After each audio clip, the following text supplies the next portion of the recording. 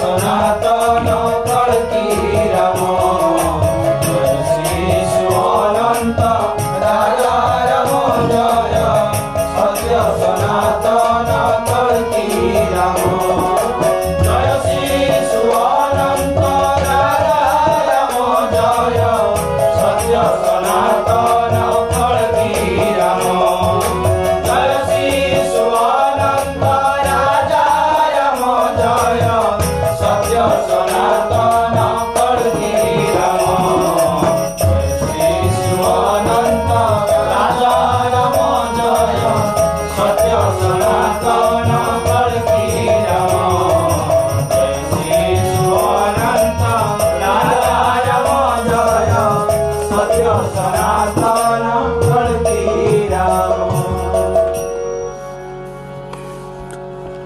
वैकुंठ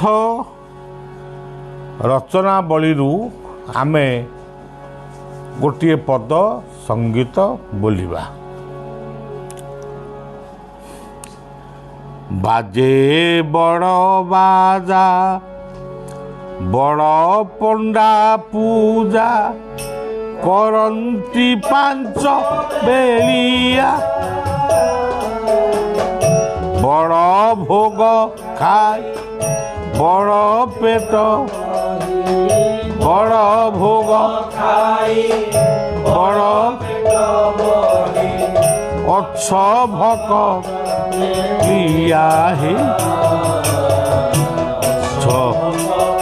बेड़िया अच्छ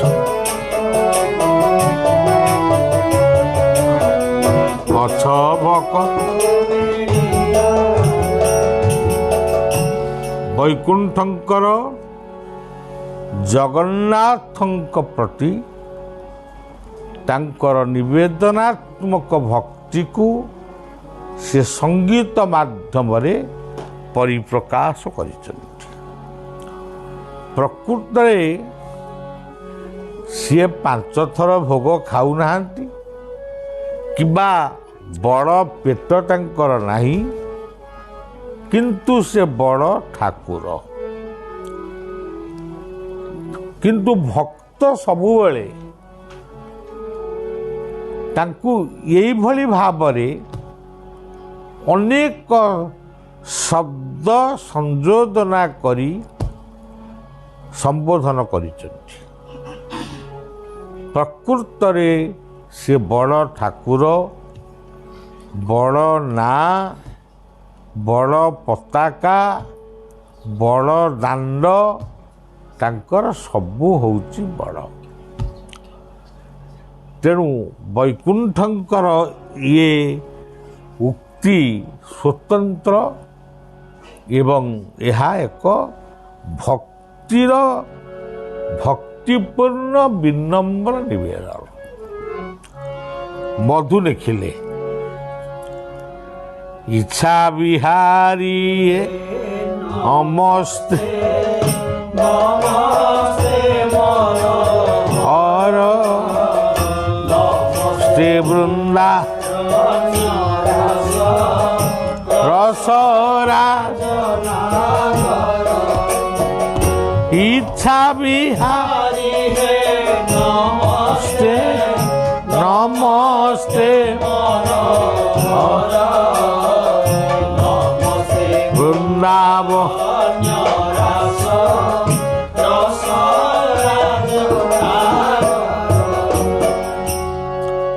सी होचंती मधुसूदन भाषा रे से इच्छा बिहारी। आम इच्छा से परिचालित नुहंती तांको इच्छा रे ये समस्त जगत परिचालित होउछि। कथारे अछि शक्ति नाही बस काहारी नियति को निज इच्छा मते शक्ति नाही बस काहारी नियति को निज इच्छा मते ये ଜଗତରେ କାହାର ଶକ୍ତି ନାହିଁ ତାଙ୍କ ଇଚ୍ଛା ବିରୁଦ୍ଧରେ ଯିବା। ସିଏ ଯାହା କରୁଛନ୍ତି ପ୍ରାଣୀର ମଙ୍ଗଳ ପାଇଁ। ସେ ଇଚ୍ଛାମୟ, ଇଚ୍ଛା ବିହାରୀ। ଆମର କେନ୍ଦ୍ରାପଡ଼ାରେ ଠାକୁର ଅଛନ୍ତି, ବଳଦେବଙ୍କର ମୂର୍ତ୍ତି। ସିଏ ନାଁଟି ହେଉଛି ଇଚ୍ଛାପୁର।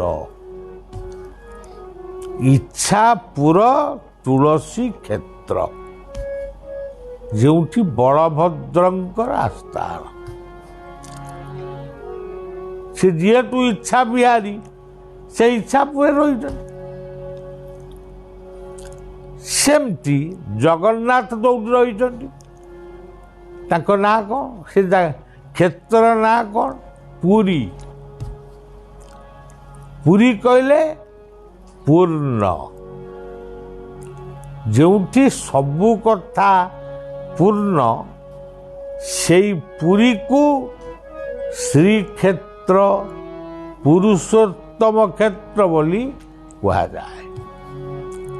ତେଣୁ ପୁରୁଷୋତ୍ତମ କ୍ଷେତ୍ରରେ ପୁରୁଷୋତ୍ତମ ହିଁ ଅଛନ୍ତି। ଅଭିନ୍ନ ସୁନ୍ଦର ଅଭିରାମ କହିଲେ ପ୍ରଭୁଠାରେ ବି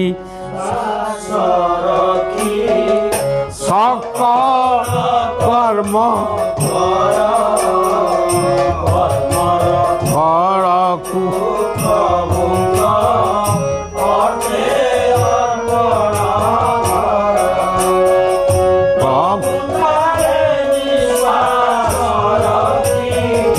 সকল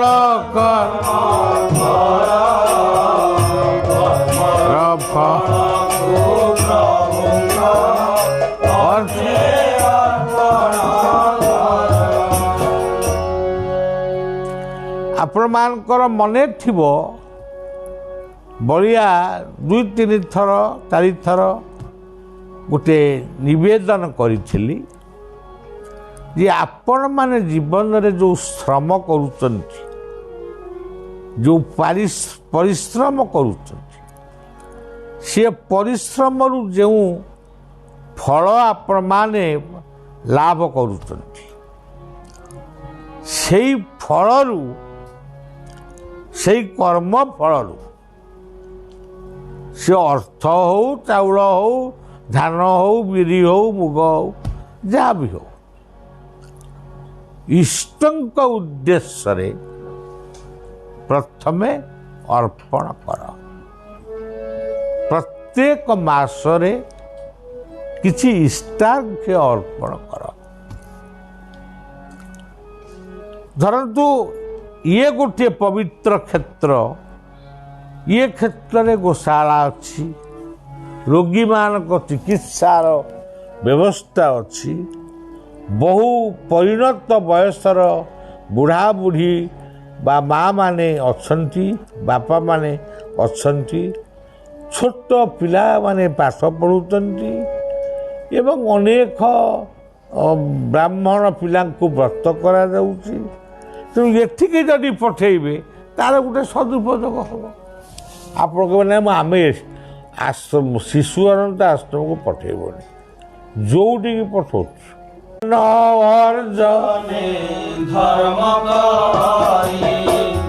ধর্মে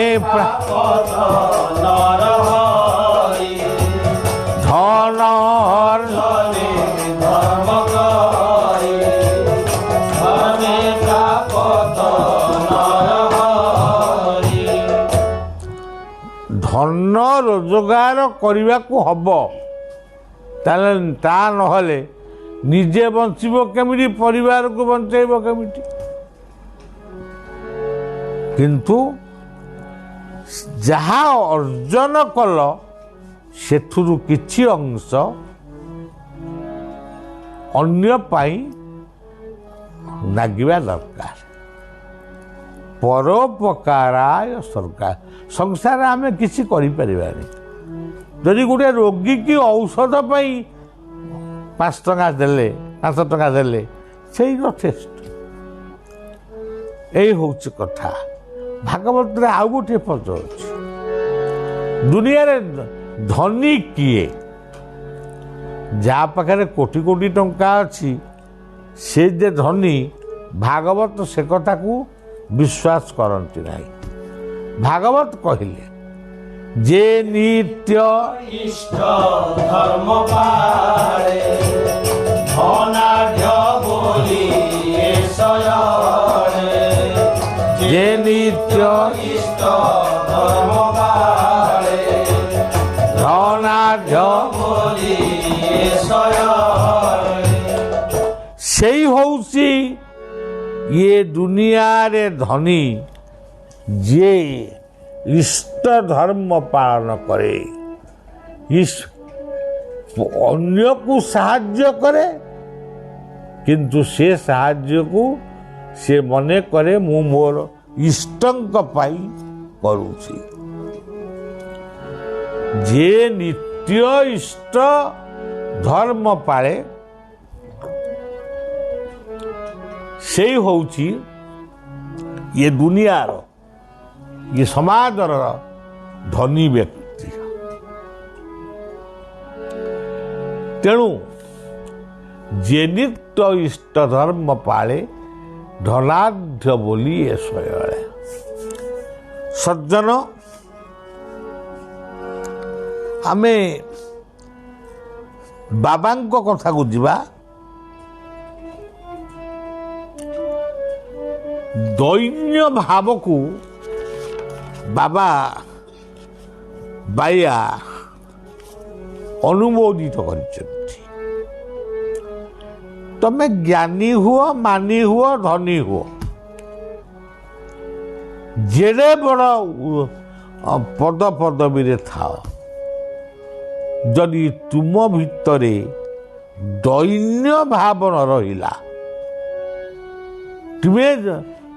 ତୁମ ଭିତରେ ଯଦି ଅହଙ୍କାର ରହିଲା, ତାହେଲେ ତମେ ମଣିଷ ହେଲେ ବି ତୁମେ ରାକ୍ଷସ ପ୍ରବୃତ୍ତିର ମଣିଷ ବୋଲି ଗଣା ହବ। ତେଣୁ ଗୋଟିଏ କଥା ସେ ସତର୍କ କରିଦେଲେ, ସଂସାରୀ ଲୋକ ଯଦି କିଛି ଭୁଲ କରେ ତା ପାଇଁ କ୍ଷମା ଅଛି। ତାକୁ ପ୍ରଭୁ ଚାହିଁଲେ କ୍ଷମା ଦେଇଦେବେ। ଯେଉଁମାନେ ଘର ଦ୍ୱାର ଛାଡ଼ି ବାବାଜୀ ବୈଷ୍ଣବ ହେବା ପାଇଁ ଆସିଛନ୍ତି, ଯଦି ତାଙ୍କ ଭିତରେ ହିଂସା, ବାଦ, କପଟ, ଚୋରି, ଡକାୟତି, ଯଦି ମିଛ, ମଦ୍ୟ ଏଇଗୁଡ଼ାକ ଯଦି ରହିଲା, ତାଙ୍କୁ କେବେ ହେଲେ ଭଗବାନ କ୍ଷମା ଦେବେ ନାହିଁ। କାରଣ ତୁମେ ଏ ସବୁକୁ ତ୍ୟାଗ କରି ଆସିଥିଲ, ଏତି ଭୋଗ ବିଳାସରେ ରହି ତୁମେ ପୁଣି ଭୁଲ କରୁଛ। ତେଣୁ ଇଏ ଭୁଲ ପାଇଁ କ୍ଷମା ନାହିଁ। ତେଣୁ ଶାସ୍ତ୍ରରେ ଲେଖା ହେଇଛି, ଗୀତା ହୁଅନ୍ତୁ, ବେଦ ହୁଅନ୍ତୁ, ବେଦାନ୍ତ ହୁଅନ୍ତୁ, ଯେଉଁ ଶାସ୍ତ୍ର ସବୁ ଲେଖା ହେଇଛି ସେ କ'ଣ ବାବାଜୀ ମାନଙ୍କ ପାଇଁ ଅଲଗା, ସାଧାରଣ ଲୋକଙ୍କ ପାଇଁ ଅଲଗା? ଶାସ୍ତ୍ର ସମସ୍ତଙ୍କ ପାଇଁ ସମାନ ଲେଖା ହେଇଛି। ତୁଳସୀଦାସ କହିଛନ୍ତି,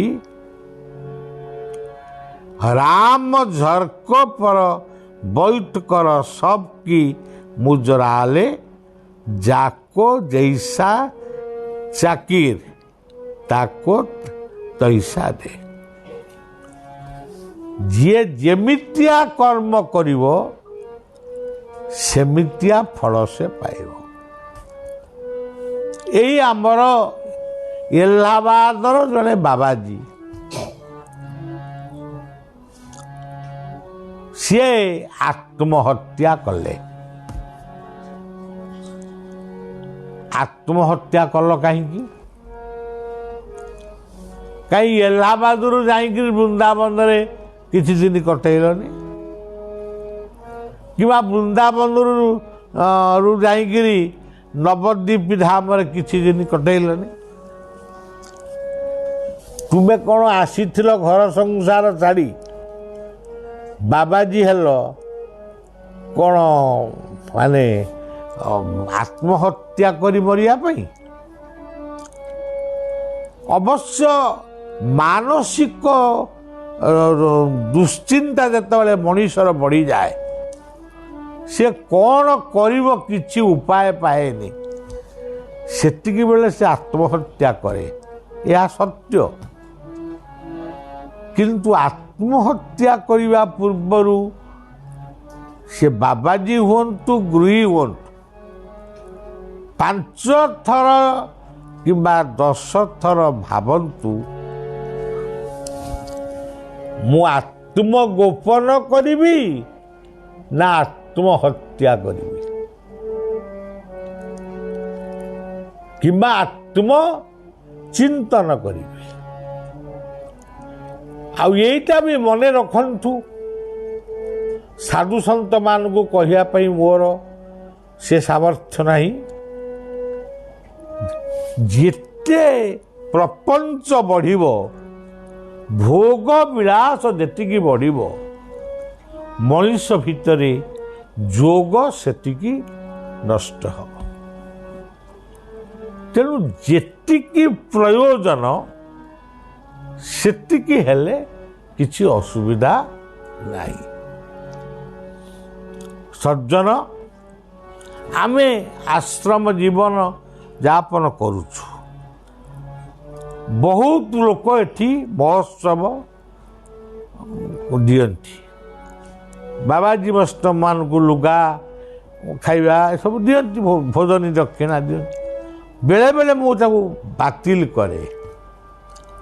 ସବୁଦିନେ ଯଦି ଭୋଗୀ ମଣିଷ ଭଳି ଅନେକ ପ୍ରକାରର ଖାଦ୍ୟପେୟ ବାବାଜୀମାନେ ଖାଇବେ, ତାହେଲେ ସେମାନଙ୍କର ଯୋଗ ଜୀବନ ନଷ୍ଟ ହେବ।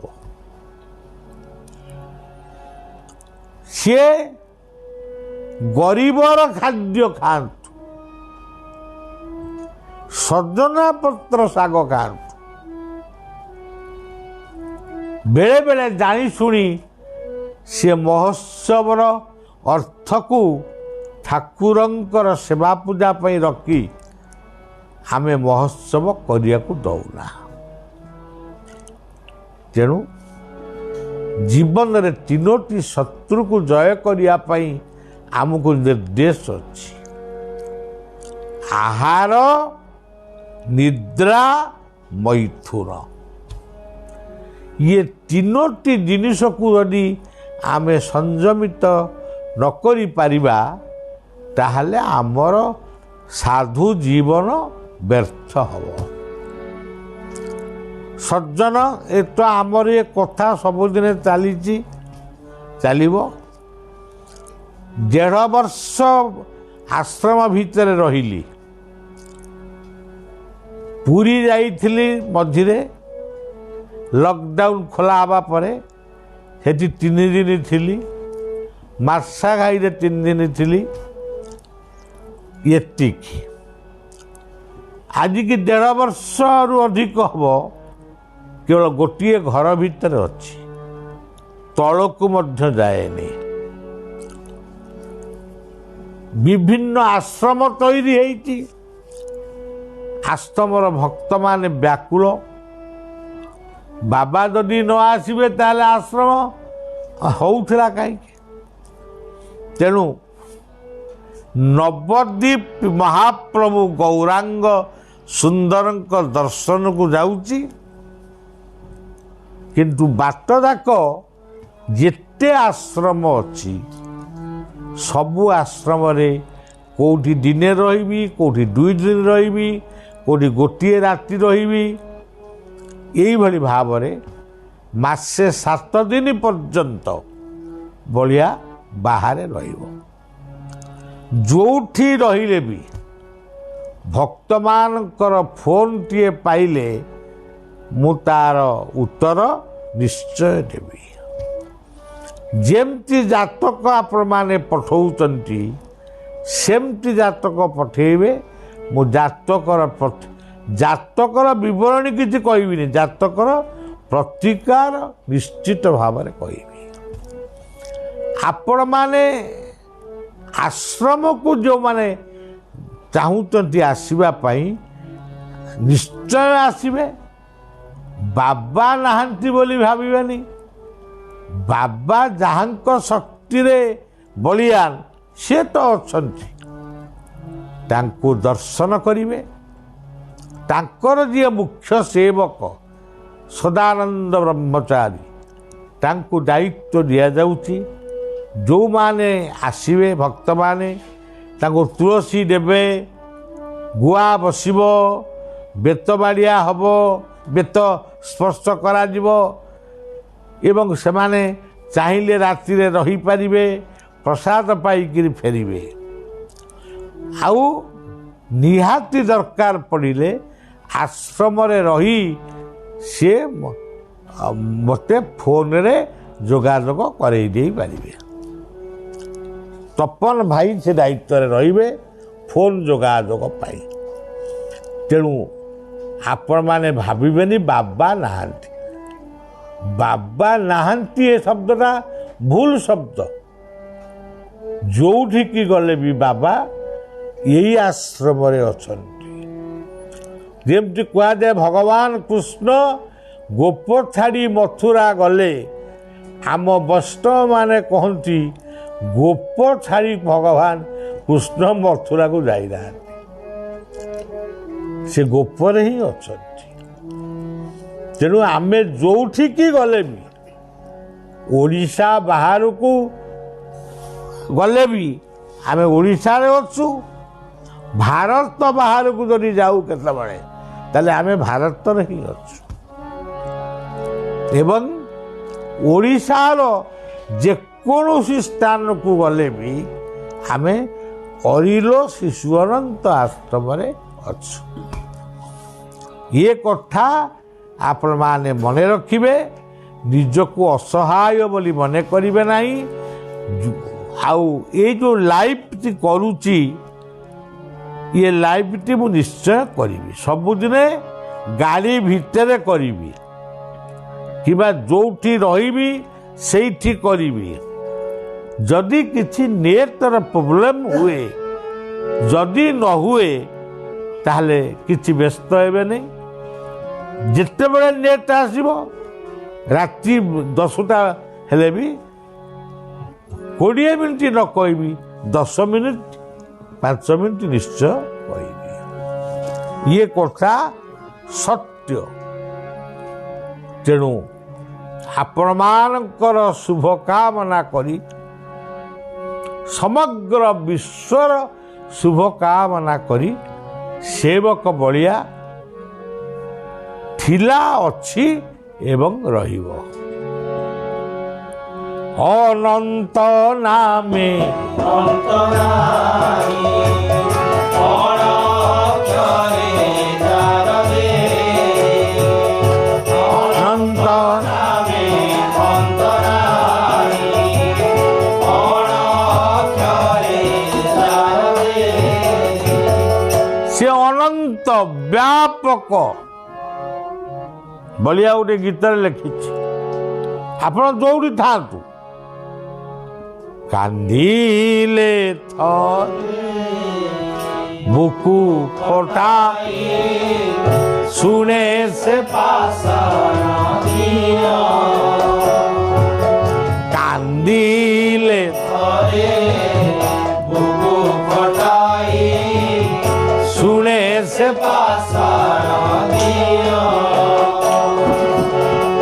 ସେ ପରାଉ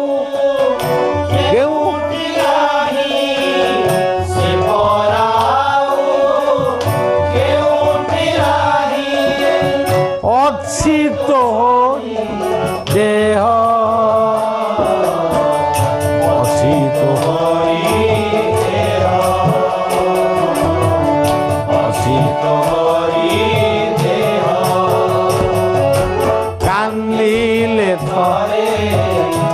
मुख पठाई ଶୁଣେ ସେ पाषाणीय କାନ୍ଦିଲେ रे मुख पठाई सुने से पाषाणीय ଜଗନ୍ନାଥଙ୍କର କାନ ଅଛି ଆପଣ କେବେ ଦେଖିଛନ୍ତି? ବଳଦେବଙ୍କର କାନ ଅଛି, ସୁଭଦ୍ରାଙ୍କର କାନ ଅଛି, କାନ କାହାର ନାହିଁ, କିନ୍ତୁ ସେ ସବୁ କଥା ଶୁଣିପାରେ। ଯିଏ କାନ ନଥାଇ ଶୁଣେ, ଆଖିର ପତା ନଥାଇ ଯିଏ ଦେଖେ, ହାତର ପାପୁଲି ନଥାଇକିରି ଯିଏ ସବୁ କାମ କରେ,